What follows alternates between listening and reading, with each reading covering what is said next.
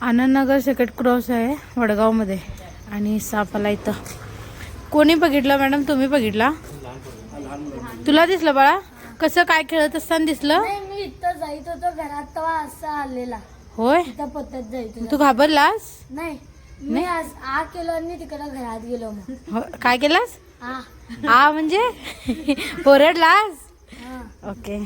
तर ह्याच्या ह्या पोत्यांमध्ये साप गेलाय, पकडूया आपण. या पोत्यात खालीच आहे ना? नाही मॅडम, ह्या पोत्याच्या खाली होता. या हा, इथून ते दोन्ही पण पोती काढू शकतो.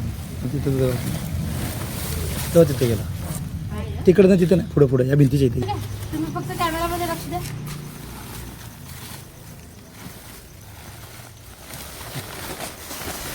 तिथे आहे. पिंक मध्ये वेरुळा आहे मित्रांनो. वेरुळा जातीचा साप आहे, देशातला सगळ्यात रागीट साप.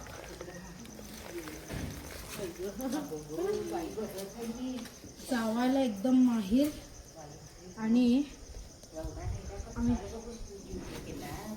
फार खतरनाक पद्धतीने चावायला येतोय, पण विषारी नाही आहे हा साप, त्यामुळे काय प्रॉब्लेम नाही आहे. हे बघा, थोडासा आ करून नुसता असा चावायला येतोय हा साप. तर आता त्याला सरळ पॅक करूया. शेकड किलव्या केला म्हणतात, म्हणजेच वेरुळा जातीचा साप आहे.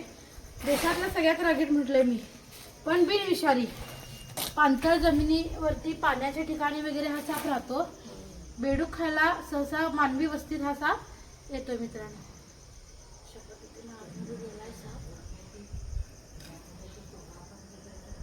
तर या सापाची खासियत काय?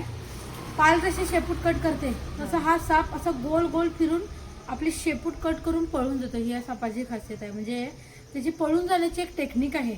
आपल्याला काय वाटतंय त्याला, म्हणजे तिची शेपूट तुटली असं वाटते, पण तो स्वतःच गोल फिरून शेपूट आपली कट करून पळून जातोय. आपल्या चमडीमधून वगैरे घाणेरडा वास सोडतोय. ही या सापाची खासियत आहे. सगळ्यात घाणेरडा साप आम्ही याला म्हणतो, कारण घाण वास सोडतो तो. आणि पाणथळ ठिकाणी, गटर नाल्यांमध्ये वगैरे हा साप जास्त राहतोय, पाण्याच्या ठिकाणी. आणि मानवी वस्तीत जास्त प्रमाणात काय होतं, कारण बेडूक वगैरे खाण्यासाठी तो येतोय. हा साप असा आहे की म्हणजे बाकीचे नाग वगैरे जे बाकी साप आहे ते घाबरून पळून जातात. हा साप तसा नाही, तसाच तसा उभा राहतोय. मग तोच त्याचा महागात पडतोय आणि मग आयता गावतोय जे कोण मारणारे लोक असतात त्यांना. पण यांनी मारलं नाही, खरंच खूप आभार मानावं लागेल यांचं. कारण सहसा जास्त प्रमाणात जर असं साप असेल तर तो मारायला बघतात लोक, पण मारले नाही. ह्याने आम्हाला कॉल करून याला एक नवीन जीवदान दिल्यासारखं झालंय. त्यामुळे आवडला व्हिडिओ जरूर लाईक करा. तुमच्या आजूबाजूला सुद्धा येऊ शकता साप.